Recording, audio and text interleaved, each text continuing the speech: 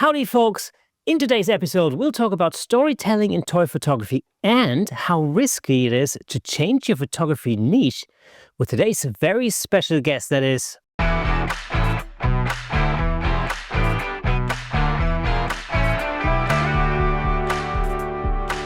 Welcome to Camera Shake, where we bring you the insider scoop on all things photography and videography, giving you a unique opportunity to stay ahead of the curve. As always, I'm your host, Kirsten Nuts. And before we get into it, I've got one thing to ask of you. I've noticed that over 65% of our viewers on YouTube and listeners on audio are not actually subscribed to this channel. I mean, come on, people. You can really help me out by hitting that subscribe button. It'll help me get even more amazing guests on the show. That's not only good for me, that's also good for you. Although I keep saying that, I don't even know whether that's so possible because our guests are simply incredible. But it's just one click. That's all it takes. Thank you so much. Now, without further ado, let's give it up for today's special guest, the toy photographer, speaker, educator, the man who has worked with everyone in this universe from Disney to Marvel, and the master of cinematic storytelling. Give it up for Mr. Mitchel Wu. Mitch, man, how's things? I'm doing good. Thanks for having me, Kirsten. I really appreciate it. When you were doing that intro, I noticed that you had a little Yoda on your desk behind you. Or was it the child, the smaller guy? Yeah, it's Grogu. It's baby It's Grogu. Yoda. Yeah. It's Grogu. Okay, so that's a coincidence since I have him right here as well. Hey, there you go. See, great minds think alike. I think so. But yeah, excited to be here. It's been a while since I've actually done one of these, so I'm excited. Yeah, toy photography is one of these things, one of these subjects that I love, as the viewers and listeners know. We've had a number of great toy photographers on the show, namely Jesse Fire Eyes and Dave the Bearmaker, and I'm so happy to finally count you as one of our guests as well, which is incredible. Because I'll be honest with you, your photography it's incredible. I've been literally following your work for a good couple of years, I would say, because there's a really there's sort of a really kind of a story element to your imagery, which I find fascinating. Thanks so much. I'm glad you noticed. Oftentimes, like, people ask me about, what is the most important thing about toy photography? And I don't say it's the technique. I don't say it's the gear that you use. I always say it's the storytelling. I would much rather see a technically lacking toy photo, that really makes me feel something inside or tells me something. I'd rather see that than a technically perfect photo with maybe the most incredible, technical effect or practical effects or special effects. That really tells me nothing. I always kind of liken it to like a summer blockbuster that I've wasted my money on many a time. You go in expecting something amazing, and visually it is something for the eyes to feast on. There's explosions. If it's a superhero movie, there's battles and incredible things, special effects. But for me, a week later, I'm going, what was it that I even saw? I really have a hard time remembering what it was. First of all, what it was, and most definitely what it was about. And I think that you can draw comparisons to other sort of superhero movies, like the original Joker with Joaquin Phoenix. That fits right. It was different for sure. But that one, went on to win awards, and deservedly so, in my opinion. It was a really great movie. So the difference between being able to create some kind of visual artwork with a story versus one that doesn't have a story, I think with the story, you're going to make quite an impact on the viewer, and hopefully it's something that they'll remember. So it really is important. It really is important. Yeah, you know what that reminds me of? I remember when I was a kid, I used to go to the cinema, and that particular cinema was in a small town in the south of Germany, and they had this glass cupboard thing outside to promote the movies that they were showing. So of course they had movie posters up and everything, just as any cinema, but they also always had stills from that particular movie. And I remember specifically, movies like The Return of the Jedi or Indiana Jones. I remember Sure. seeing it. And the thing that really sort of got me to make the decision to watch that movie was looking at these stills, because they'd chosen those stills very specifically. They really were telling a story that was action. They weren't just, I mean, I guess any photo of Harrison Ford will look good, but if it's an action scene, it's even more enticing. And Yeah. this is really what your photography reminds me of. They're like little stills from action movies. Well, thanks. I mean, it. Don't get me wrong. Um, I love to create the action. I love to go out in the backyard and get my little. I call them. They're called crackling balls. They're like these little explosives, and you Oh light yeah. them. And inside of them, there's like it sounds like a little pack of firecrackers going off, and it's emitting sparks. I love playing with fireworks. Whenever I could find a reason for an explosion to support the story, I'll be out there. And I feel sorry for my neighbors because it's not just 4th of July; it could be any time of the year. But I also, the different practical effects is what really makes it fun for me. It's like I know that not myself, but I know that a lot of people could almost create these practical effects, the look of them digitally in the computer without ever stepping outside or away from the computer. And it's amazing to me that they can do that, and the software is amazing. But for me, the real joy and excitement comes from creating this stuff. Really creating it by blasting the dirt with compressed air or splashing water up to highlight something that's going on in the story. And really, it's always the practical effects are always in service to the story for me. If there's no reason for it to happen, then it won't be in the image. So that's why if you go through my images, you'll see a lot of images that have really fun effects, but hopefully it's helping to tell the story. And you'll see others that really don't have any practical effects because the story doesn't require it. But yeah, so can you repeat your original question? I may have gotten off path there. No, but I mean, we're talking about this again, the storytelling aspect in a photograph. There's some images. I'm thinking, like for instance, there's an image of a car being chased by a dinosaur, for example. And the way you shot, there's just little subtleties in there, like the car like kicking up dust and things like that. They're little subtleties that it really immediately conveys the sense of motion and movement in there. And the impact that that car has on its environment, because that's always a problem. I think when you just I don't know, you just plonk down a toy car, take a picture of it. Well, it doesn't really seem to interact with its environment at all, and so Right. then immediately I mean, you can blur out the wheels and make them appear as if they're moving, but if you don't have that connection with the environment, then it just doesn't look real. Yeah, I mean, again, for me, it always comes back to the story. So why is there dirt being kicked up by the rear tires of a car, or why are the tires spinning? And it's because the dinosaur is chasing it. So it all comes together in that image. That's kind of again, the story is what drives everything for the image that I'm creating. So I often consider the practical effect that I create as another character in the image that I'm shooting. So, for example, I did some images for Disney for the release of Toy Story 4, and there was one image I had. There was this character called Forky. He was a spork, which is a fork and a spoon combined. And the image I had was not from the film, but it was something that I could imagine happening. And it had Duke Kaboom, who was like our version of Evil Knievel when I was growing up, who did crazy stunts on a motorcycle. But the idea was that he was kicking over a glass of milk onto Forky, who was carrying a chocolate chip cookie. And so I created that splash of milk, and that practical effect had, to me, as much weight and importance as the other two characters. So I considered that splash of milk the third character. But again, the effects, whether they're there or they're not, if they're there, they should be there to really help tell the story and push it forward. Yeah. It's funny to me sometimes, because people often say like, "Oh, well, I can do this in Photoshop or something. I can put the splashes in, and it's going to be much quicker."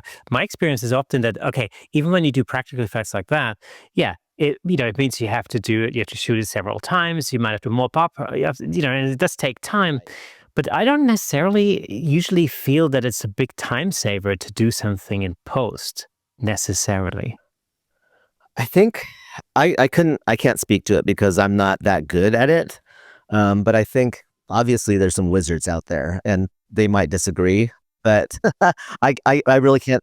I know I've seen splashes of milk or water created digitally, and I almost couldn't tell that it was. To me, it looked very real. Again, I can't speak to how long that took, um, but those aren't really the factors for me. It's the fun. It's the Yeah. fun of actually. I don't really necessarily like have fun cleaning up after each failed splash attempt, but it is really fun. It's really like a form of play for myself. I don't sit around playing with toys, but I do visualize what these toys can do, and I will pose. I'll sit around and pose them, and in my head, it is a form of play, and the practical effects that I create really are really part of like a lot of fun to create. And especially when you get them in the computer and you can kind of see what you created, and hopefully it was something good. And when you finish with the final editing of the image, it's just like a lot of times it's like it even surpasses your own expectations the way everything comes together sometimes. Toy photography is amazing because first of all, I believe it is like one of the ideal medias for storytelling. But it's also like for me, it's just amazing to be surrounded with toys again, because it's something that all of us, we all experience the joy of playing with toys when we're growing up. And most people are like me in that when you get older, that whole type of play kind of disappears. You grow out of it and you move on to maybe other types of play, whether it's video games, or maybe you love cars or you love sports or whatever it is. There's always different types of entertainment. But to kind of refind the joy of what toys can bring to your own life. It's been pretty cool. That was an unexpected part of the journey. My first time shooting toys was with my nephew. He introduced it to me. He's on Instagram. His handle is Sergeant Bananas, SGT Bananas, and I think it's from a Ninja Turtle thing. That's where that name comes from. But he introduced it to me, and he's an amazing toy photographer. But he introduced it to me, and it was just bizarre to me just to be holding toys and to be photographing them. But it didn't take me long to kind of remember what it was like when I was a kid. And when you're a kid, you're taking these toys, and in your mind you're making up stories, and you're just using those toys as an extension of playing make believe. And I've been around kids as part of what I do. I've seen videos, I've been around them, and I've watched them play with toys. And it's incredible because you forget how easy it is for kids to enter this totally different world of fantasy where anything is possible. And all of a sudden, their mom could say, "Oh, hey, come here for a second, Billy, I want to show you something." And he'll pop out of that world he was in. He'll go see whatever his mom wanted to show him or do whatever she wanted him to do. And then he'll come back to his toys, and just like that, he'll be back in his world of play. So it's a pretty powerful thing that toys allows people to do, especially kids. But if you're lucky enough to be able to kind of rekindle that relationship with play and imagination and storytelling when you're an adult, it's pretty surreal, and it's very gratifying actually to see and experience that again. And that type of photography lends itself perfectly to that, because that's exactly what happens when you're creating an image like that. You're diving into that world, and you're creating, like almost like an alternate reality that comes straight out of your imagination. Which is what I love about toy photography. It's like lighting a toy in a certain way, to give it some character or to insinuate something, that's, and the whole thing, the whole practical aspect. I think maybe it's because we live in such a digital world where everything happens on screens all the time, whether it's smartphones or iPads or computers, and, that just the physicality of actually moving moving that model around, trying out different things and then creating that world, that in itself is, it's like, it is literally, as an adult, that is a bit like being a kid again, just, just playing with some more expensive toys like cameras and stuff. For sure. I mean, yeah, you hit the nail on the head, especially with the toys. It's like I feel like a lot of people think that the golden age of toys was like the 80s and 90s, but I wasn't paying attention to it back then. I just see what's being created now, and it's pretty mind blowing. There's toys for a lot of toys are being created for adults now, just because the whole nostalgia. Nostalgia is huge for me in toy photography, but that's why people collect toys. It's just because they remember the toys they had when they were kids. They remember watching Saturday morning cartoons just as I do. And so I'm just excited to see where the toy industry takes it. But the play. So when I first started shooting toys, after my nephew introduced it to me, I went home and I bought some. It was 2015. I think The Force Awakens was the Star Wars movie that was coming out that year, and there hadn't been a Star Wars movie in quite a while. So there was so much excitement. So everybody, it seemed like, in the toy photography community was shooting Star Wars. So I hopped on the bandwagon. I bought some Stormtrooper action figures and some clone troopers, and we have a park nearby called Vasquez Rocks, and it really looks like you stepped into Tatooine. In fact, there's a famous Star Trek episode a long time ago that was filmed at this, and it was like Captain Kirk had to fight this monster called the Gorn, and it's fun to watch that scene because, first of all, it's so cheesy. Oh, if you watch it now, it is so cheesy. Like the fight scenes, love it. I still love it. The fight scenes are just great. Like, oh my gosh! Well, why are they first of all moving in slow motion? But they're not. It's just like Kirk is hitting. It's super slow, but it's happening in front of a really famous cliff or rock at Vasquez Rock. So I spent like the first probably half a year like going to that park and just bringing a bag full of toys and just shooting and shooting and shooting. And it was really cool. It was so cool doing that. And that's where I learned a lot of like my techniques and kind of like some practical effects. But I will tell you, when I first started shooting stormtroopers, I saw the movies, but I was never what I would consider a big fan. And so the images that I was creating, I didn't feel like I was attached to them like emotionally. They were fun, but they weren't impacting me personally. And then I had a milestone moment when I went to that same park, and I decided I wanted to try and capture an image of a stormtrooper like falling off this cliff, which was a big rock.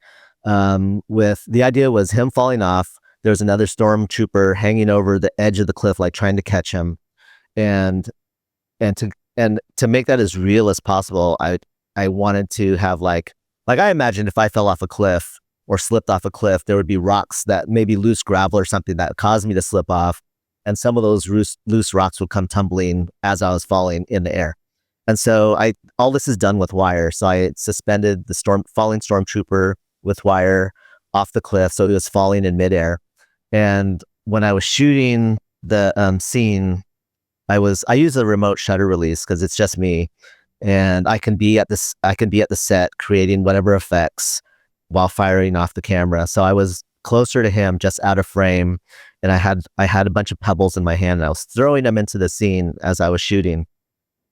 And the thing about still photography, obviously, if you're shooting at a high shutter speed, you can't tell that the rocks are going this way. They look like they're going down. Based on the story that's being told, you just immediately make that connection that those rocks are falling with him. But the big milestone moment for me, besides that being probably the first time that I did something midair or that looked like it was in midair, was that I was actually telling a story with those stormtroopers. And it impacted me when I was doing it, and when I saw the finished image, and I could tell that that it also had more impact on the viewers because they love the story. It was a fun story. It's not complex. When I say tell a story, obviously you're doing it in a single frame, so it's not going to be a novel, but it's going to be something that makes you feel something or something that's happening. Um, that that's what I consider telling a story in a single image. But yeah, so that was the first time that happened, and then so almost all the time after that, anytime you saw a stormtrooper in one of my images, they were usually either the butt of a joke or something crazy was happening with them. They just weren't there in a static pose, looking cool, like a lot of photos might show them. So yeah, that was the first time that I realized that story means probably more than the quality of the image, even though I always strive for the best image possible. And then the second learning that I had was that I should be shooting things that I feel more passionate about. That means that I have a connection to. And for me, that goes back to the nostalgia part. So whether it was from shows that I used to watch as a kid or movies that I'd seen, or almost more likely the stuff that I used to watch with my daughter when she was growing up. That's why if you go through kind of my Instagram feed, you'll see a lot of Toy Story images. You'll see Monsters Inc. You'll see some Pixar stuff. And that's because those are the things I watched with her when she was growing up, like on repeat, like Toy Story so many times. So, but where my nostalgia comes in personally is like Popeye. I've shot some Godzilla stuff. Some Star Wars, because I was still young when I watched Star Wars for the first time. Not as young as most people, but I was young. But yeah, so nostalgia plays a huge role, and those often will drive like good stories. So I like to tell the story that when I was growing up, I had two brothers, and we'd always go on family road trips with my mom and dad, and we had a station wagon, which probably almost every family in America had. I'm not sure about the UK, but Same we here. had one. Same, Oh yeah. same here. So Yeah, absolutely. so for me and my brothers, the choice location would be in the very back of the station wagon where you had all the space. It's illegal to ride back there now, I think, unless there's seatbelts. But you'd have luggage, you'd have blankets, and you'd bring a few toys. And for me, it was in there where my imagination would run wild, and I could just imagine like monsters battling each other inside the sleeping bag, which would be a cave.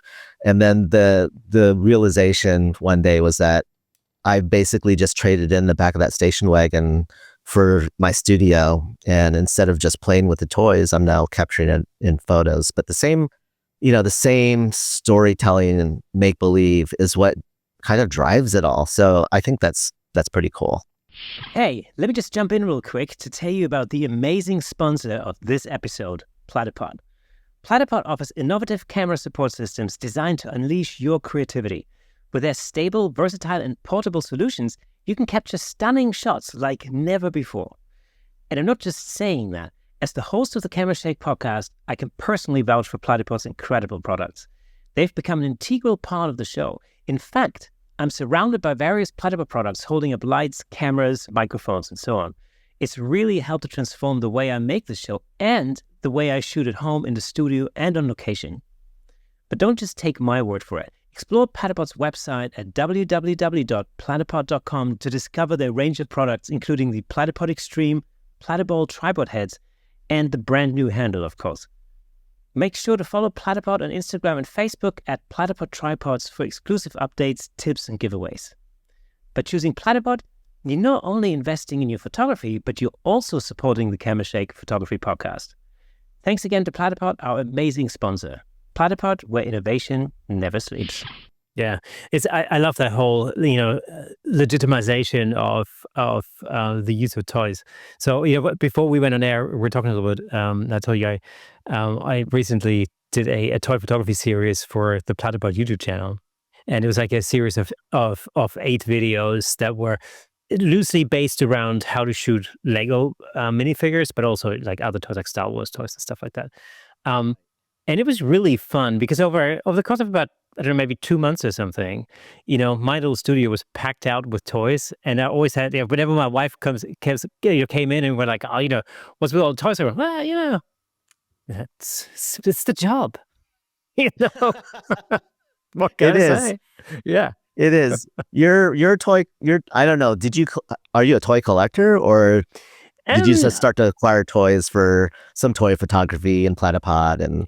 so I have some toys that I like. So I used to have so when I was a kid or a teenager, I had a massive Star Wars, Kenner Oh Star yeah, Wars action yeah, figures. yeah. I had That's a had cool. a had a huge collection of those.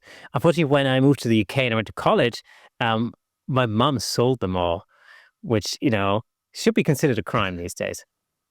But so every time this goes back to the nostalgia thing as well. Sometimes like you watch a TV show or something, and something somebody like or some news item like somebody's bought, like a factory like packaged, I don't know, Boba Fett minifigure from 1982 or something, and it's worth like 5 grand or something. And I always sit there and I was like, I used to have that. I used to have that thing. Oh. Like, ah. So it's this thing where I really have an affinity for those toys, and this, as anybody will know who knows me and who knows this podcast, there is a bit of a collection of Star Wars memorabilia and Star Wars toys in particular surrounding me. So yeah, it's never fun. So it wasn't difficult, but also like I did a thing on car photography and shooting toy cars and making them Nice. look real and stuff like that. Oh yeah, that's fantastic. There's sort of a I love I love the fact that you can take something that's a toy and create that alternate reality, where that toy comes to life. Because my youngest daughter is now 13, but it's really not that long ago that she still used to, have her fluffy toys to go to bed with, for example. Right. And now of course she's 13, she's a little too cool for school. But I don't allow her. There's certain toys of hers that I just won't allow her to put in the attic just yet because I think I'm more attached to those than Yes. than she Yeah. is. You know? Right. Right. Yeah. No, I get that for sure. But that's the Yeah. beauty.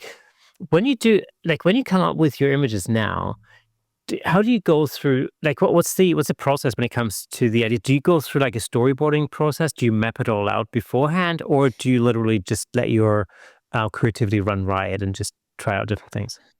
Yeah. There's some parallels between my personal work and the work that I do for clients. Typically, I'm lucky in that most of my clients know what I do. They all know what I do. But they also are drawn to, I guess, my style and my sense of humor and my sense of storytelling. So most of the time, they will let me kind of do what I want to do. They'll have the toys, say, just create some images for us, and I will. The difference between my personal work and the client work is that for my personal work, I'll usually have the idea in my head, and I'll flesh it out when I start setting it up for photography. The pose, the composition, the lighting, that usually all comes together either in my studio or in my backyard or wherever I'm shooting the scene. As opposed to most of the client work, they'll usually want to see some kind of concept that they can approve, and then I could move forward with the final image. But I do have a client. They're called Boss Fight Studio, and they're the ones that I wasn't familiar with Boss Fight until I saw that they were coming out with some Popeye products, and because I was such a huge Popeye fan, I introduced myself, and we ended up working together. And they let me do whatever I want to do, which is like a dream for anybody. Really, really, it's fantastic. I can just do whatever I want. But the other 99.9% of the clients do want to see a concept for approval, and I'm fine with that. That's reasonable. That's absolutely reasonable. And it actually, that process of putting together a concept really can speed things up after it's approved because you already have your roadmap to create your image from. So Do clients sometimes come to you with a concept? I basically say like, well, look, this is the kind of image that we have in mind. Would you do exactly that? Or how much creative Absolutely. freedom do you have? Yeah. Less often, but that does happen. Schleich, the company that we discussed before we went on air here, they one of their most popular, current popular products is like a rodeo set. So it comes with like a bull. It comes with the I don't think it's a saddle, but the roping or whatever they use to hold on to the bull. And it came with a rider and it came with some fences. And so they wanted me to create an image, obviously, of a bucking bull with somebody on top riding it. And I'm cool with that. That was actually a really fun image. It's not too far down in my Instagram, um, on my Instagram page, I think. But it was fun because I was able to create some fun practical effects. Like my whole process is, once I come up with the concept, where or can I, does it make sense to create some type of practical effect? And of course, with the bucking bronco, it's not a bronco, it's with the bucking bull. I just imagine that with his back feet in the air, maybe all feet in the air, there would definitely be some dirt and debris coming up under him. So that was the fun part, was just kind of blasting the dirt and finding the one that seemed to match his action the best. Yeah. So yeah, it goes both ways, but primarily I'm given the toys and I'm kind of let loose to create the concept. One of the things that fascinates me about toy photography is of course shooting the actual toys, but it's also the environments that a lot of people create, that those toys are placed in. Dioramas, like whole sets. Right. How do you go about that? Do you create whole sets, or do you take your subjects and do you find a place outside somewhere, or how do you go about that? Yeah, it's all of that stuff. It really depends on the toys and the story that's being told. So if I know I'm going to be using fireworks, clearly I'm going to be doing that in the backyard. Same with probably water splashes and like blasts of dirt and debris. I tend to shoot those on the outside in the backyard just because they're going to be a mess. But a lot of the stuff is shot like in this room here or in a different location in the house. If it's Toy Story, I often shoot like around the house. It depends on what the story is. Like I've shot stuff on my kitchen table. I've shot them on the stair banister. Yeah, it really depends. But I will say that it's different for almost every toy photographer. Like I know people who work exclusively with really cool dioramas that they had built. My nephew Johnny, who's Sergeant Bananas, he does that. And then I know of a lot of people who use sets, but I feel like, and I do too, but I feel like the beauty of toy photography is that you can create so much with so little.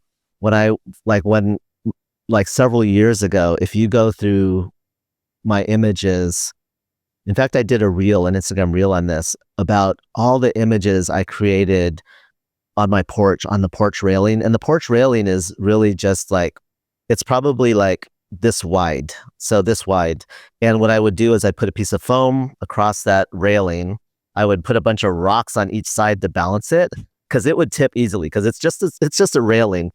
And the different worlds that I created on that porch and on that little railing is mind-boggling. And you would never know it was shot there. It just looks shot where the world that I wanted to take place in was shot.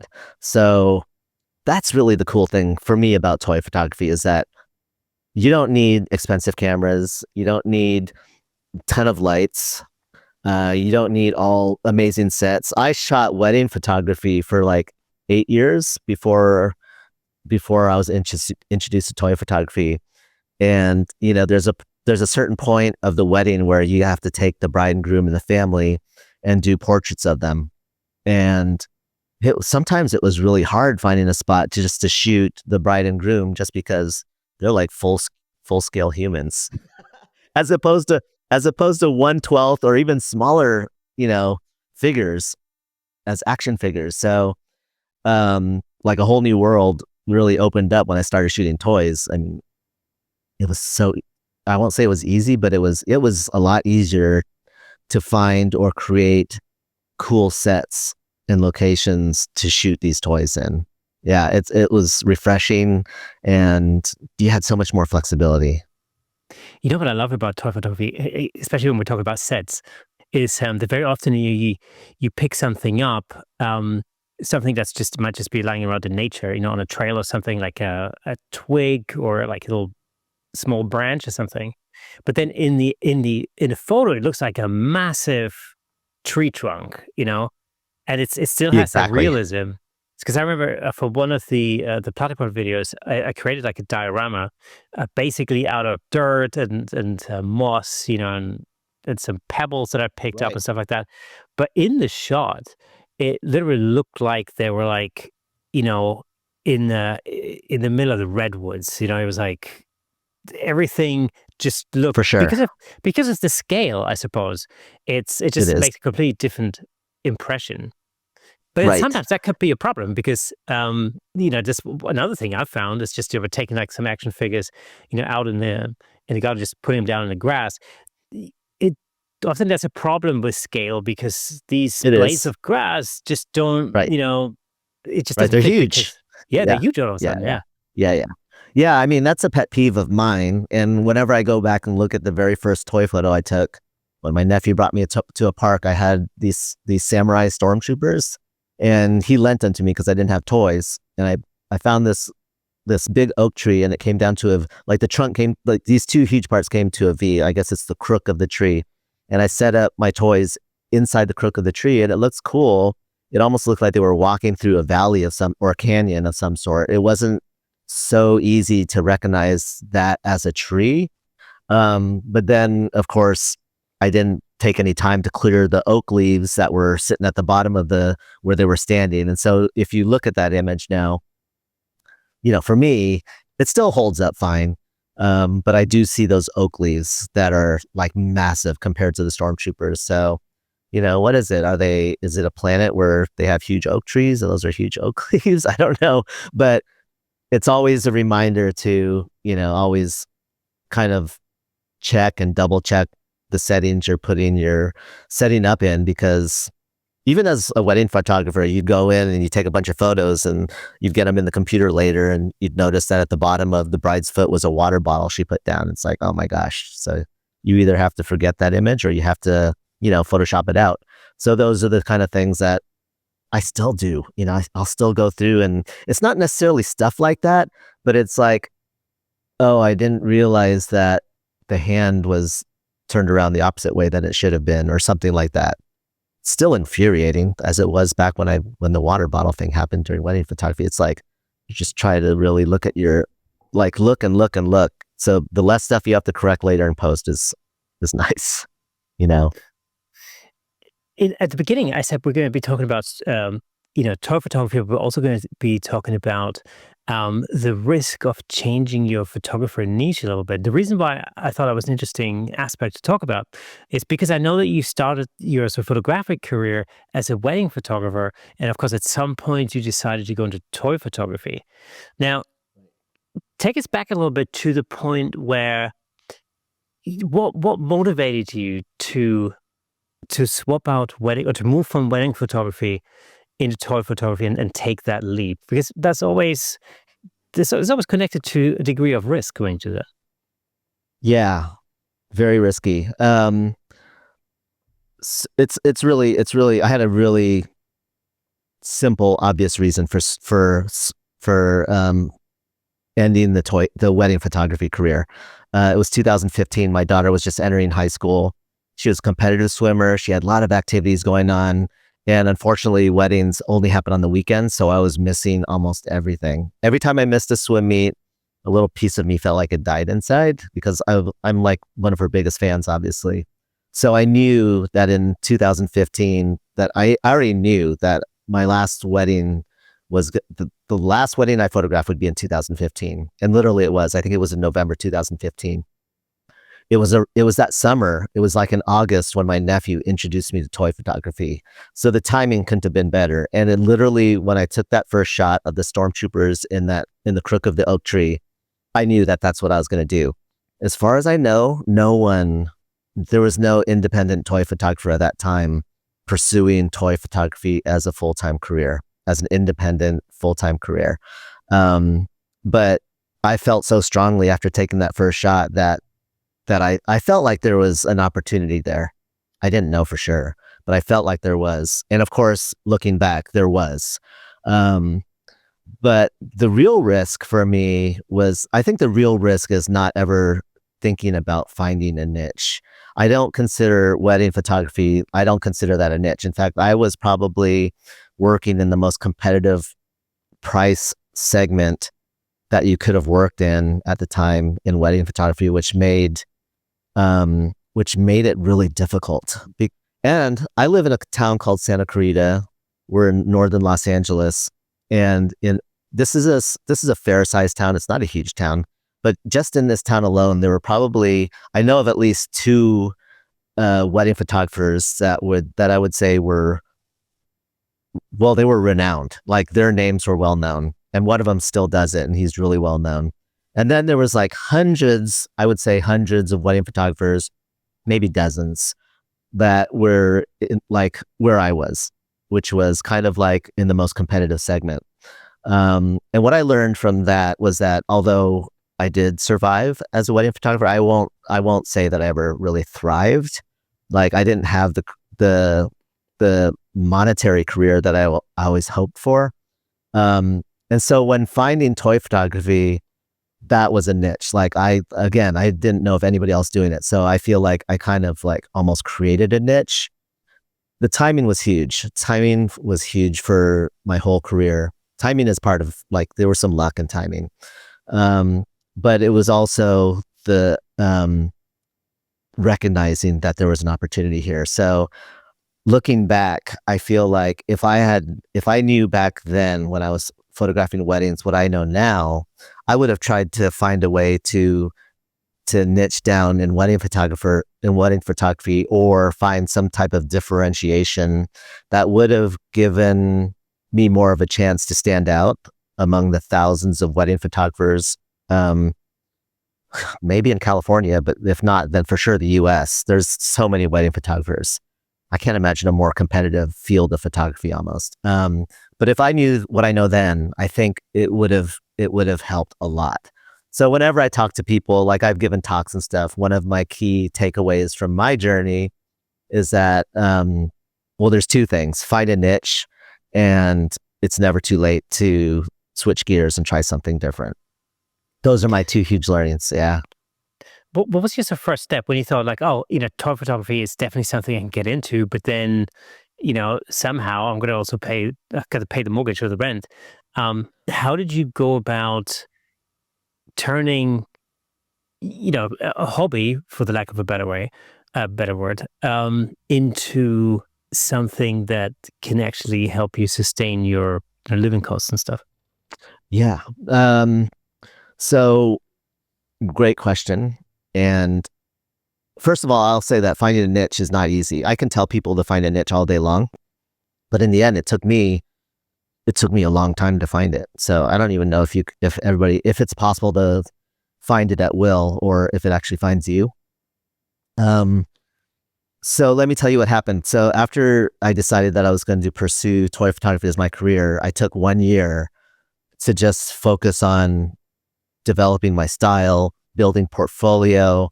I had all of the gear, or most of it, from when I was wedding photographer, and from the years before that when I was shooting portraits and headshots and corporate photography. But you go through savings. But I'll tell you what like a huge part of it was. My wife also worked. So while I had her back when she was going to school, and not bringing any income, at the point of where in 2015 she was a full-time, like a ceramic sculpture instructor at a college. So it's teamwork for sure, and it's savings. And so there's a lot of people I know that have asked, I want to be a professional toy photographer. It's risky. I'll say that much. It's risky. But what I would always tell them is, don't quit your job. Start doing it. just start doing it in the time that you have off from your job. From there, progressing, put together a portfolio. From there, make it a side hustle. And from there, when that side hustle starts, when you start when having your full-time job begins to cost you money, that's when you cut the cord to that job and just start doing it full time. And I know that works because I have a friend who lives a mile from here. His name is Jax, and his Instagram handle is Plastic Action. You may follow him. He does his toy. Yeah, his toy fire is amazing. But where he's really made an impact in his career is stop motion. He learned stop motion, and he's getting a lot of work from that. But he followed that route that I just told you about, and he eventually left his job, and he's doing it full time now, and he's thriving. So for me, I had the luxury of just saying, okay, I'm going to focus on toy photography, and for a full year, and then I'm going to hit the ground running. And it was a little less than a year that I had my first client, and they were I Am Elemental action figures, and they were the first one to take a chance on me, and I'll always remember them for that. And then not long after that, I was on Instagram, and I noticed that there's a doll line at Mattel called Ever After High, and that account started following me. So as soon as I saw that, I DM'd them on Instagram, and within a day I had a contract with them for a year. So that was how basically it started. So although I find it's rare to actually find connections like that on Instagram, it happens. It can happen. So yeah, so that. Yeah, Go ahead. Instagram is actually, it can be quite good for that. I mean, it's it is a hard slog, but I've experienced that too. I do sort of a portrait series, which is a little bit goofy, and, a little bit wacky. And I did one image with my wife actually. And one of the whole points of this portrait series is that the subject is basically interacting with some kind of object, right? And she chosen some beauty products that were all from the same company. Her favorite at the time, that was like her favorite, manufacturer, and so she was like, using these products all the time, and so we thought it'd be a good thing to put in the picture. And I just simply sent the finished shot. I just tagged the company in it. They saw it. They sent me a whole hamper full of stuff. Hey, Nice. not that I use them. Great for my wife, not so much for me, but sometimes they can, especially with small companies. I think that can work. Yeah, I did something similar. I did just for myself. I created these images of I think it was either Ant-Man or it might have been Kermit, and I shot them with we have a beer out here called 805 Beer, and they saw it. Well, I think I did tag them on it. They saw it, and they sent me like a bunch of different beers. So Oh, great. that was Perfect. cool. That's it. Yeah, But yeah, that was with cool. with all these micro breweries around all the time, everywhere, it's just the same. I remember the last time was it the last time I went to San Francisco, or maybe the time before. I don't know. I did a little tour of microbreweries, loved it. But it's great opportunity. And this has caught on over here in the UK as well. I'd say so over the last maybe 10 years or something. Right. So there's lots of like little breweries. In fact, there's one literally just down the road. I should really do something with them. Yeah, you've Oh, given you're me so an lucky to idea. have one within walking distance. Yeah, there you go. There you Yeah, go. yeah. I Yeah. mean, I say walking distance. You can walk there, but then once you've had a few pints, What? might be difficult to walk back. Oh, call it Uber. Yeah, exactly. That's probably. Hmm. But yeah, it's very enticing because it's basically on a farm, right? And they have Oh, there used to be like a barn or something. They've converted that into a little microbrewery. It's maybe different people who are nice. running that barn, but they also have a little cafe, like an outdoorsy kind of cafe thing, and like seating in the field and stuff. It's quite cute. Sounds wonderful. It's great, yeah. And you could what we do is at the weekend, we take the dog out for a long walk. We walk over there, have like some fried bacon, really super unhealthy sandwich, but it's great.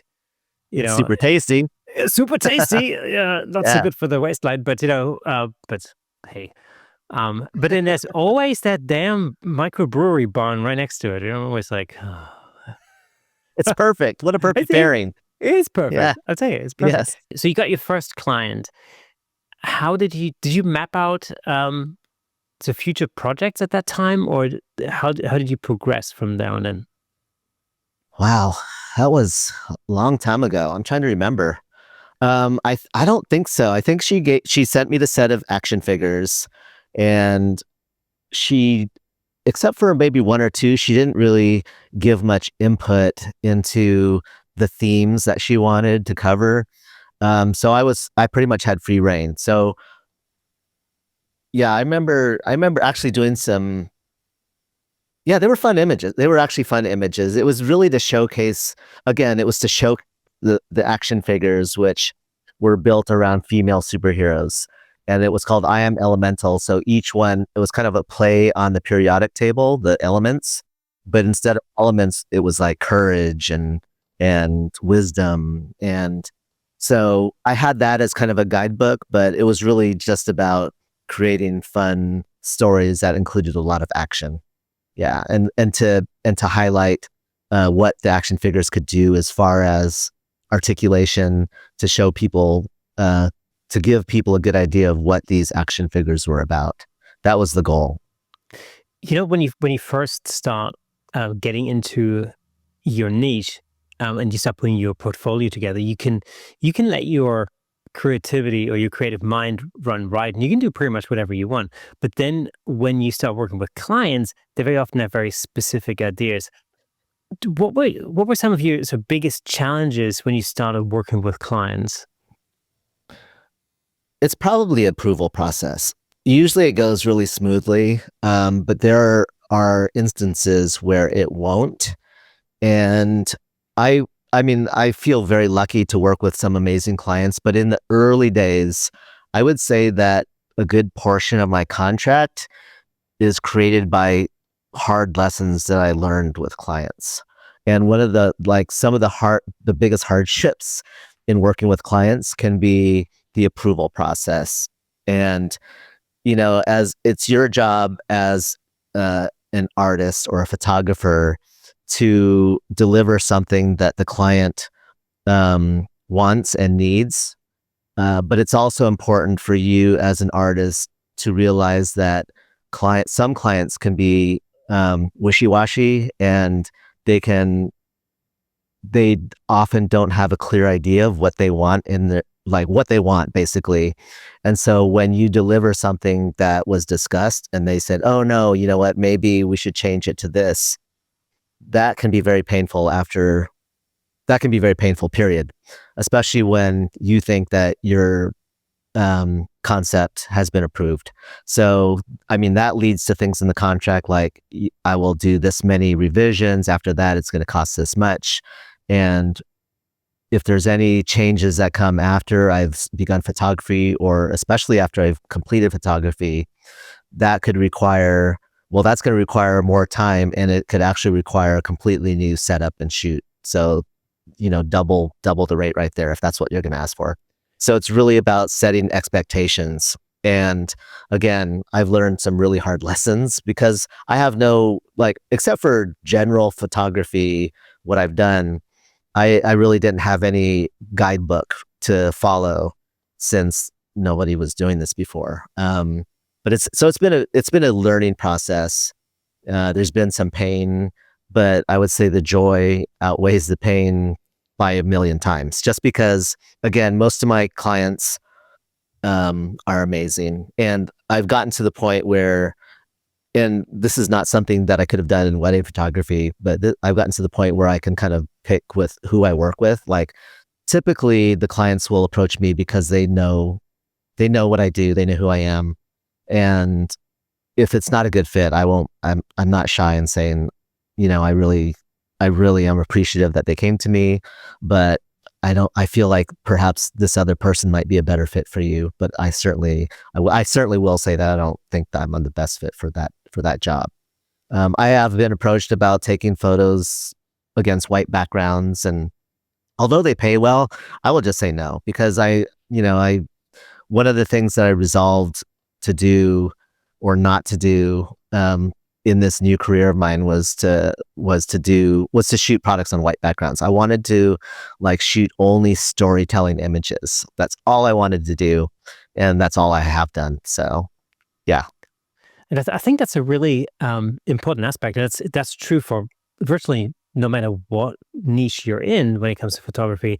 Even in when it comes to headshots, I've told the story many times, I think on the podcast, but I will do that regularly. People call up and really what they're after is basically, a better passport photo. But that's not what I do. But Right. I know a guy, and Exactly. I'm happy to recommend them, to somebody else. And sometimes I get obscure requests like, newborn photography. And I always think like, where on my website did you see newborn? It doesn't make any sense. I mean, there's none They of it. just see your work and they think that you could do it, and Yeah, you probably well, could do it. It's just yeah. that you don't really want to do it. How does it work in that industry? Are they mainly recurring clients, or do you have like a lot of a turnover, or how does it actually Yeah, work? I would say that I have 2 or 3 recurring clients. In fact, um, the company I'm working with, Boss Fight Studio, I'm going on I think this is my 3rd year working with them. I have annual contracts with them. So that's definitely recurring. And I actually love that just because it just like I don't actively try to find clients. Again, the clients will come to me. But it is a grind to work with. Like it's a lot easier to have a regular client where you know who their team is, how they work, the product lines, what's expected. You just take a lot of the legwork that you would have with a new client over and over again out of the equation. With the new clients, it's exciting and you get to work on new properties and new toys. And sometimes those properties are like stuff that I would love to work on anyways. But you always have to go through, the contract process with every new client. There's always stuff that you have to do with the new client. So I prefer the longer term contracts, and I appreciate all the new contracts that come with me, even though they're not long term, because it just, as an independent little studio business owner,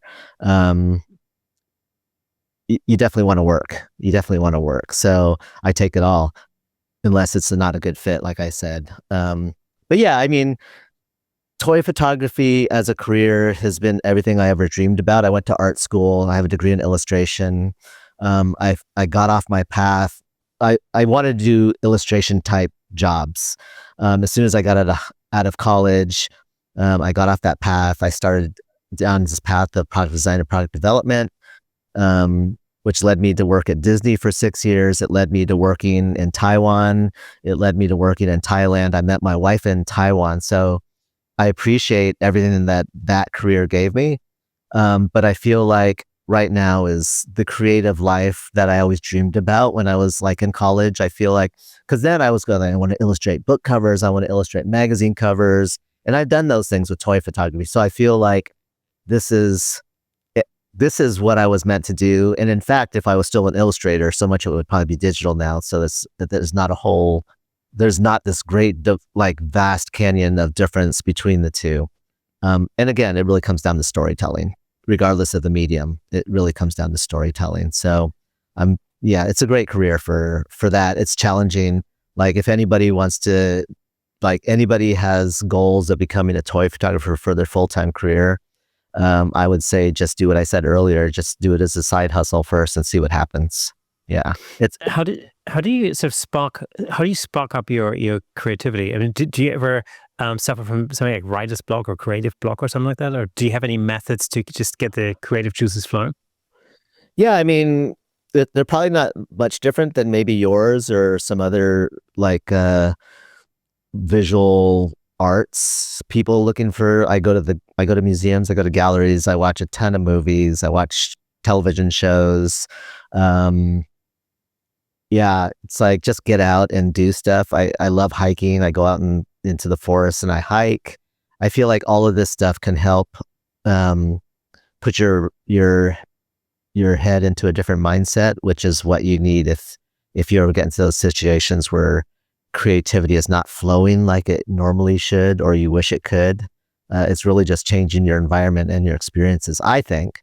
Um, Having said that, with the client work, I really have no problem generating ideas. With my personal work, that's where it can be more challenging. I remember when I first started, I would go to that park, Vasquez Rocks, and I would come home with like a memory card full of different images, and I'd have enough images to go for a daily post on Instagram for a week, if not more. It gets a lot harder, and I've talked to other toy photographers about this too. It does get harder, but I don't know if that's because the ideas were so bad back then that, and you really didn't care because you were just going out for the joy of shooting toys, which is beautiful in its own right.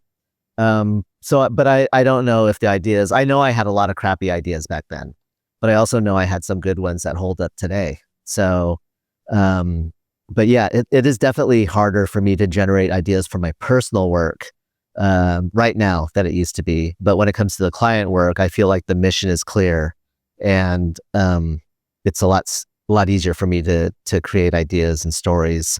Partly because a lot of it is driven from the characters that the backstories of the characters that I'm shooting. So there's already some kind of roadmap set for those, and it's like client situations where I won't deviate greatly into some weird, irreverent take on who these characters are, like I would with Star Wars. Like, I'm not shooting Star Wars stormtroopers for Hasbro or for Lucasfilm, so I will do wacky things with them. I'm to the point now though where I can start like showing a lot of that wackiness in my client images, which is like the best of both worlds. Then, when that happens, when the client is agreeable to that, it's like, yeah, go ahead, go for it.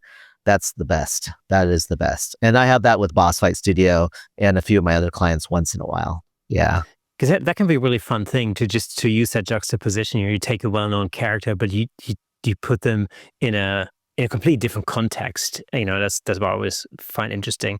Like, Exactly. we went last year. I went to Norway to do to teach a portrait lighting photography workshop up in the Lofoten Islands with a friend of mine, Dave Williams.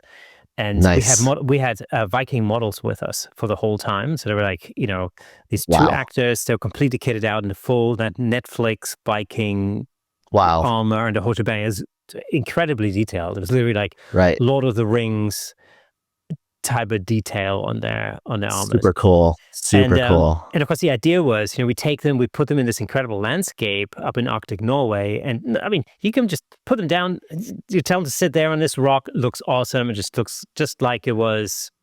Take a photo. 1,000 years ago, fantastic.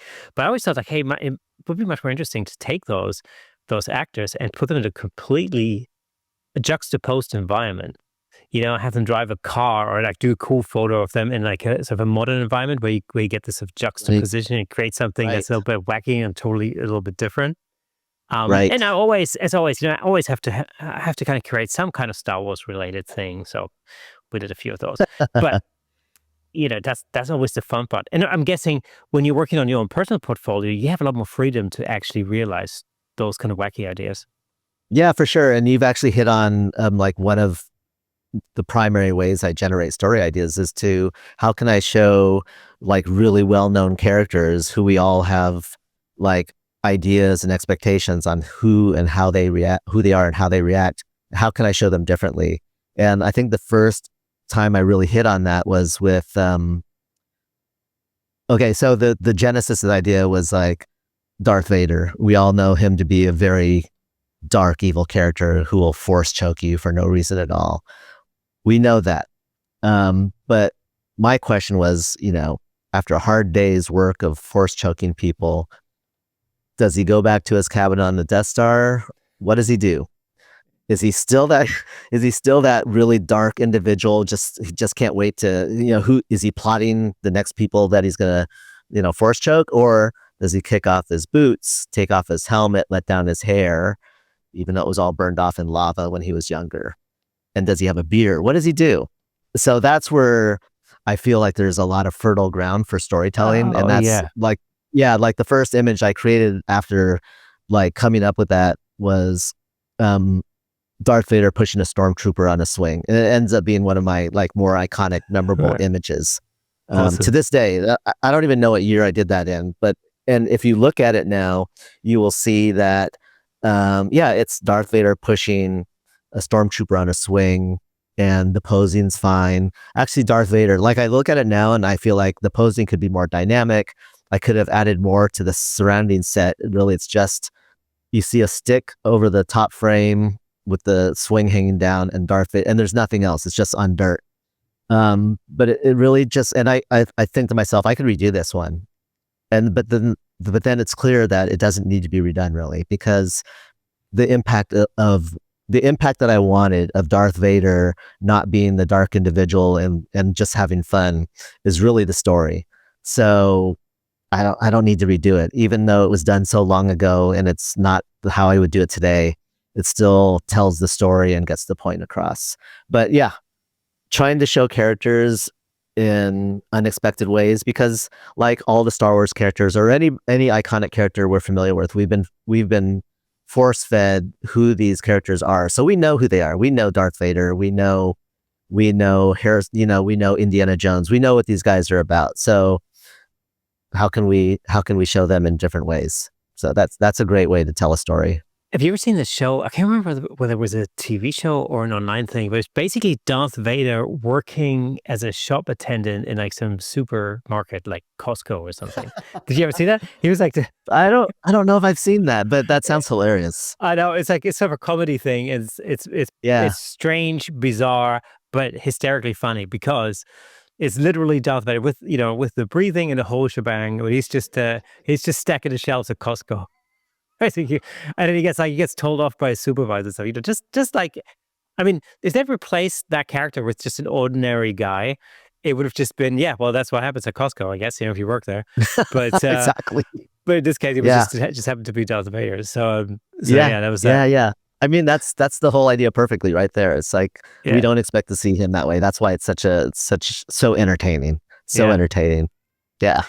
And it's always, I mean, there's so many different aspects to it. I mean, I really, and that's one of the things that I enjoy about toy photography, just generally, you know, is just that whole playfulness, the whole thing, the coming up with the idea, realizing, and then actually thinking about how you can realize that idea as well. What do you need to prop up some things? Like, do you need to, you know, wire stuff up? How do you need to use things like fog, or you mentioned compressed air, for example, something like that. Whenever I learn a new technique like that, I tend to completely overuse it. Like every image I make, then it's just going to have fog in it. Yeah. That's it. Yeah.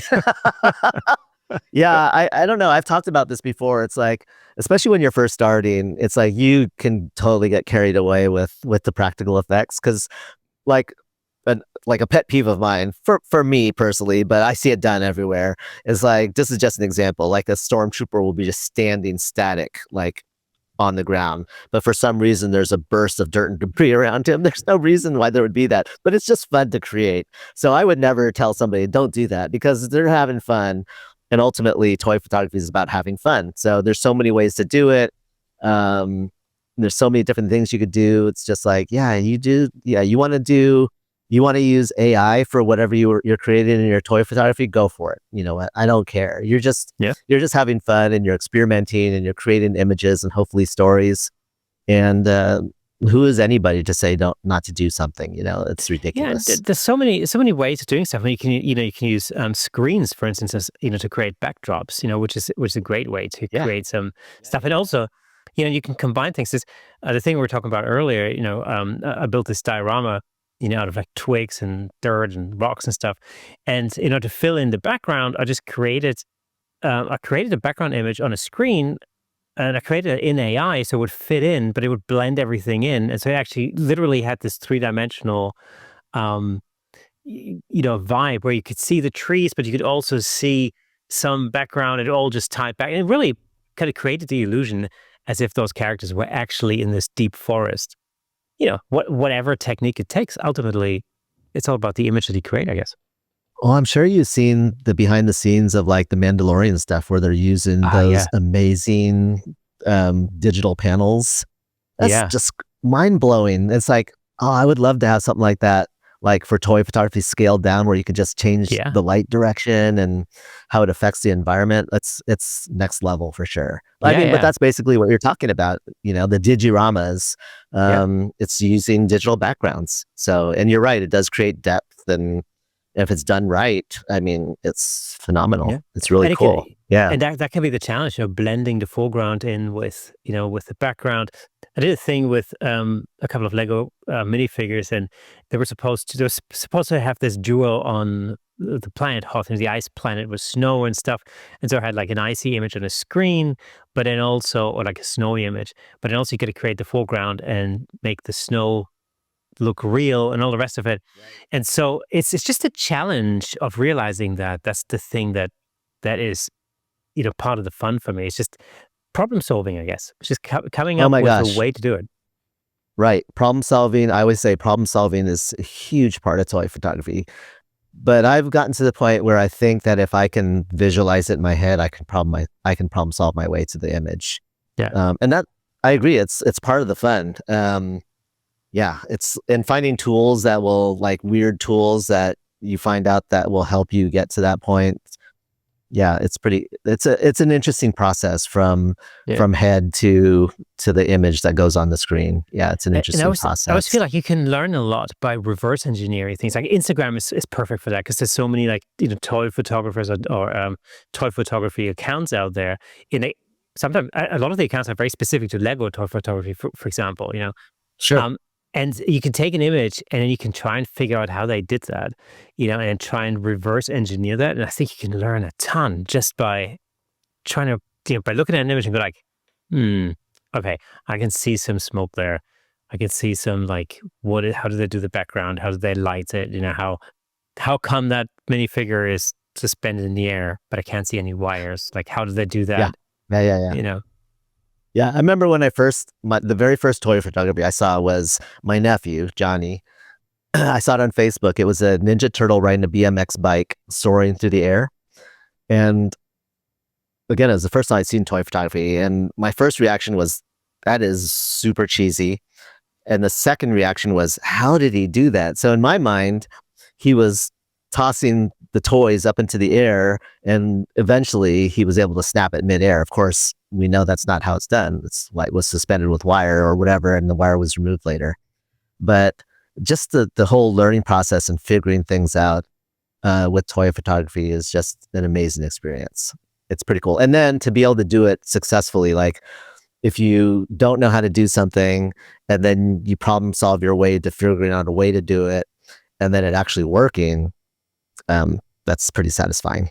It's pretty Exactly. satisfying. And that's not even, what we're talking about here is just really just setting up your subject or creating the models. And we're not even really even talking about the photographic skill, figuring out like what focal length do you use, like how, where do you place the camera, like what's a good angle for this particular scene, all of that kind of stuff. Like how do like all of your typical photographic considerations. Okay, what aperture am I going to shoot with? Blah blah blah, all that kind of stuff. That doesn't even come into it. I always find, but that's why I find it's this of beauty of toy photography because in a sense it goes way beyond just that technical thing of operating the camera. Sometimes when it comes to landscapes and things like that, I sometimes feel that people are so focused on just on the technical um, that they forget the creative. And this is and I'm only saying this because I'm a really terrible landscape photographer. And anybody who's been listening to this podcast will know this. It ain't a lie. And I'm willing to learn. Like it's I had some fantastic landscape photographers on the show, but I don't know much about it. Um, but for me, my impression is, and again, anybody who's listening to this, you can call me out, tell me I'm wrong, but my impression is always like when you go and you shoot a landscape, you basically walk out into a field at some ungodly hour in the morning before the sun comes up, and then you sit in the field, you stare at a tree, you set up your camera, you wait for the sun to come up and be at a particular point, and you hit the shutter button, and that's basically it. And you've got a window of like 5 minutes in which the light is perfect, and that's about it, and you go home, right? And like, I don't know, cure your frostbite or something. But this to me is a very technical. It sounds like a very technical process. But things like toy photography, it's the creative part is so much more satisfying. Yeah, no, totally agree. That's why, that's like what I said. It's like, if anybody asks me, I'll say, you know what? If you really love toy photography, the photography will come because you're going to be shooting a lot and you'll figure stuff out. But what I really would love them to focus on is the storytelling aspect, because again, that is really what's going to make the most impact with viewers and within themselves when they're creating it. So gear is like secondary, technique is secondary, I feel. That's why people can go out and start with their cell phone, because you can capture amazing images with the cell phone. Kids, I've seen a lot of kids, they've seen toy photography, they want to try it, they borrow their parents' cell phone, and that's it. It's like, that's all they need, because they're just so excited to set up their toys in a story and share it with people through a photo. But it's really the act of playing that is the key part. So yeah, it's like the story for sure. And you're absolutely right. Yeah. You don't have to have the latest and greatest gear, for any of this. For the longest time, I used to think like, I'd really need to buy a macro lens, to shoot toys and stuff like that. But actually, you don't. Again, there's an episode I did for Platypod where I'm comparing different lenses, different focal lenses. And actually, what I found was that the Nifty 50, just a simple 50 mil prime lens for like $100 or something, actually got some really good results with that. So for sure, no problem. Yeah. So like, I didn't really buy any new lenses for toy photography. I couldn't justify it because I had so many L lenses from the wedding photography days. So most people would buy the 100mm macro to shoot toys. I had and still have a 135mm f2 that I use for weddings, and it was a great lens. It still is. So anytime, like with practical effects outside, when I have the room to move back, I'll use that lens. I'll use the 135mm, and I love that it gets me away from the set where the explosions are happening and the dirt and debris. It keeps the camera safer way back there. And I love the images that it creates. When I'm in a studio with space limitations, usually it's probably my 24-70 2.8 or my 50mm f2, which is a cool lens, and rarely, but sometimes my 35mm 1.4, I think. But generally, it's probably my 135. A lot of my early shots were the 135. And talking about gear, when I first started going out to Vasquez Rocks, I didn't have any other lights. I just used natural light. So it's great. I look at those images and they hold up fine. They absolutely hold up fine. So like the lighting was the one thing that didn't carry over from weddings, because I tried to shoot with speed lights, but it wasn't working for me. For me, it makes a lot more sense to get smaller LED lights that are continuous so that I can see exactly where the light is falling. It's so easy to change lighting because you see it in real time. But yeah, otherwise I shoot with all the same lenses. I changed my camera. I think when I finished shooting weddings, I was using a 5D3 Canon. And a couple years ago, I went to the mirrorless Canon R6, which was pretty much a game changer for me. And one of the reasons was because it had a pull away articulating screen. So instead of having to lay on the ground looking through a viewfinder, I could kneel down or sit on a stool and just twist the screen up and look at it from above. That's pretty cool. That's pretty cool. Yeah. It's those things that make a lot more of a difference than a lot of the other fancy stuff in the camera sometimes, depending on what it is that you shoot. Yeah. I mean, you don't need a whole lot for toy photography, right? In a camera. Shutter speed, depending on how you shoot, could be important because I use a lot of practical effects. So just like being able to shoot at, I forget what it is, 12, 13, 14 frames per second, just gives you more options to choose from. and hopefully less shooting in the long run, just because you're able to get the shot sooner with those frames per second. But otherwise, I wouldn't go out and spend a ton of money on a camera body. Maybe I'd save it up for maybe some lenses, but like you said, the 50, the other word is what, the plastic fantastic, or the fantastic plastic, for the nifty 50. I mean, that could be your primary lens. If you're on a budget and it's not going to let you down, you can get that depth of field, whatever you want. It's great. And It's I think great. if you're shooting action figures that are a little bit bigger, like, several inches, rather than sort of Lego minifigs. So with the minifigs, I felt that like a 105 or 100, macro worked really well, just because you can't get closer. Um, but for anything else, like any typical, what are those Star Wars things, like 7 inches or whatever they are? Um, 6 inches. or 6 inches, yeah. So Mhm. a 50 mil works absolutely fine, or 20-40-70 Yeah. even. All these are Yeah. perfect. For sure. For sure. Yeah. And especially Um, if you're taking, if you're creating a scene where you can tell a story, then you're actually shooting a wider yeah. space anyhow. So Right. there's probably even less Right. use for a macro lens there. Right. So is your preferred toy to shoot? Is it Legos right now? No, it's I picked Lego as a challenge, and also because I kind of thought, well, Lego is an easy thing because most people have Lego lying around somehow. If you've got kids, and also, and if you don't, you can literally just go to the store and buy Lego. I mean, it's so widely available, and you don't have to drop a lot of money on it. You can just buy a little set with a couple of minifigs or something, and you can start shooting. So it was just a perfect vehicle to get into different techniques, and basically just sort of explain it's kind of the basics of toy photography, really, rather than have to go out and spend, drop like For $50 or sure. $100 on like a super expensive, because these action figures, they can cost a bomb potentially. Yes. Yeah. They're not cheap. Yeah, Yeah. especially like the super detailed ones. Is like, oh, I went to a store in Yeah. London not too long ago. High articulation, a lot of Yeah. detail. They're gonna be a little pricey. Yeah, the Yeah. more fabric, I've noticed, the more actual fabric they have on them, the more expensive they are. Yeah, I mean, I prefer mine without as much fabric, just because the first thing I do when I get it is probably drill holes into the backs of them. So Yeah, the fabric is always a challenge to get around when you're trying to drill holes. yeah.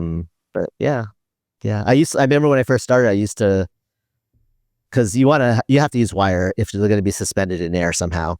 So I remember wrapping the wire around like the legs or the waist, and it was just much more work to remove in Photoshop. So it was like, that was one of the big revelations was, oh wait, I should just drill holes into their backs and insert the wires in, which Yeah. made a big difference. It That's an, horrifies some collectors, but yeah.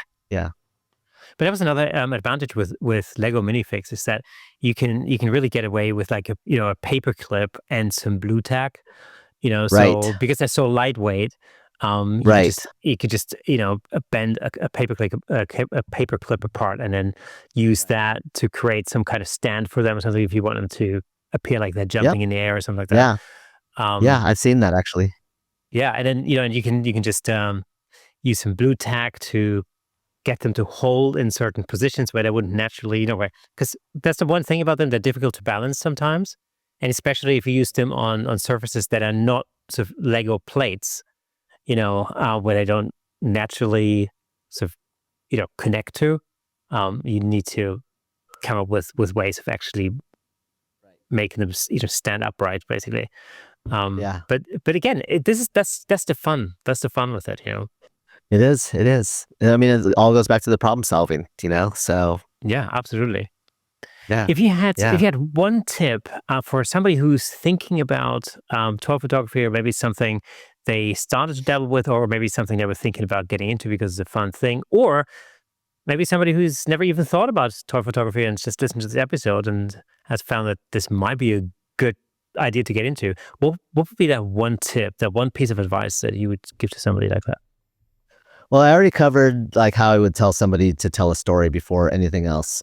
So I think the other tip I have would be to Start with toys that really resonate with you, that you have some kind of emotion for, or maybe it's like nostalgia or something. Because I found that if you really, and from personal experience, if you really love the characters or the toys that you're going to be photographing, that comes through in the image. That emotion makes it way into the image. So tell a story, and tell a story with toys that you really have an affinity for, really. Yeah, that's my advice. Amazing. Mitch, it was an absolute pleasure having you on the show. Thank you so much That was for fun. letting us into your world and being the guest on this week's Camera Shake podcast. Yeah, thanks, Kirsten. I really appreciate it. And thanks for getting me back on the horse, because I haven't done one of these in quite a while. So yeah, that was fun. Appreciate it. Okay, folks, that's it for today. It was fantastic having Mitch on the show. And as always, before we go, let me just recommend another episode that I think you like. Check out a couple of episodes, actually, with Jesse Fireeisen and Dave the Bearmaker for more of a toy photography fix. I'm sure you love them. If you enjoy our content, consider supporting us on buymeacoffee.com/camerashake to help us continue creating and bringing you more exciting episodes. It really does mean the world to us. And for those of you who are listening to the audio version of this podcast, did you know that there's a fully fledged video version over on YouTube with plenty of examples of our guest photography in full Technicolor? All you have to do is go over to YouTube, search for Camera Shake Podcast, and you'll be able to watch all past episodes on there. And if you're already on YouTube, well, make sure to drop us a comment, hit the like button, ring that bell, and share with your friends.